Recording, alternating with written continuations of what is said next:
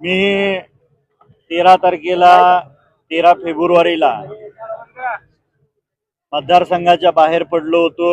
पहिल्या आठवड्यामध्ये मी विधानसभेतल्या आणि विधान परिषदेतल्या 15 आमदारांसमवेत परदेश दौऱ्यातला अभ्यासासाठी गेलो होतो आणि त्याच्यानंतर 22 तारखेला आल्यानंतर 23 तारखेपासून विधानसभेचं अधिवेशन चालू झालं आणि त्याच्यानंतर मी काल मतदारसंघात आलो।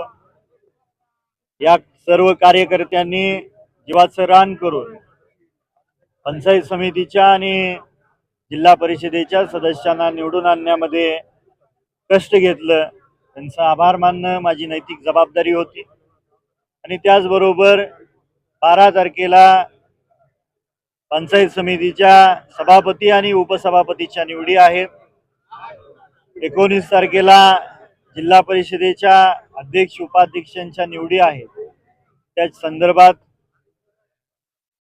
विचार विनिमय करणे, पक्षांच्या कार्यकर्त्यांना विश्वासात घेऊन निर्णय घेणे आणि भविष्यकाळात येऊ घातलेल्या 67 ग्रामपंचायतीच्या वॉर्ड रचनेच्या संदर्भात कोणाच्या काही अडीअडचणी असतील तर ते समजून घेणे आणि शेतकरी कामगार पक्षाचा जो पुरोगामी विचार आहे शिवशाहू फुले आंबेडकरांचा, स्वर्गीय आबासाहेबांचा, तो भविष्यात अजून तळागाळात कसा रुजेल, नवीन पिढीला तो कसा समजून सांगता येईल, याच्यासाठी पक्ष बांधणी गरजेची आहे। विविध आघाड्या स्थापन करण्याच्या संदर्भात ही वैचारिक बैठक या ठिकाणी बोलवलेली आहे। पंचायत समिती आणि झेडपी संदर्भामध्ये काय बैठक घेणार?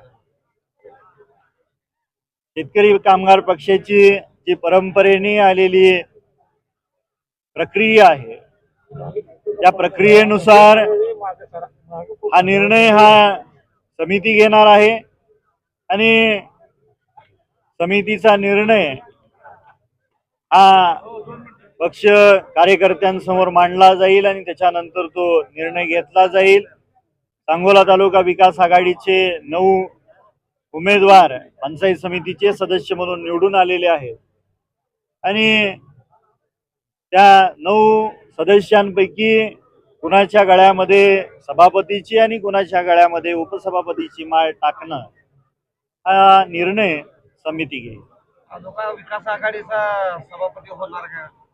सोशल मीडियामध्ये चर्चा चालू आहे की फूट पडणार आहे, त्या संदर्भामध्ये तुमचं मत काय? सोशल मीडियावरती 22 नोव्हेंबर 2024 रोजी सुद्धा बऱ्याचशा चर्चेला गेल्या होत्या आणि 23 नोव्हेंबर 2024 रोजी शेतकरी कामगार पक्षाचा लाल बावटा या तालुक्याचा लोकप्रतिनिधी म्हणून दिमागात डौलत फडकलेला होता। त्याच्यामुळे सोशल मीडियावरती काय चर्चा होते याच्याकडे गांभीर्याने घेण्यापेक्षा या विचाराने शिवशाहू फुले आंबेडकरांच्या विचाराने ही सांगोला तालुका विकास आघाडी स्थापन केली। आबासाहेबांच्या काळात स्थापन झालेली ही विकास आघाडी आहे आणि तोच विचार पुढे घेऊन जाण्याची आमची जबाबदारी आहे आणि निश्चितपणे माझ्या मताशी सन्माननीय दीपक आबा सुद्धा ठाम आहे।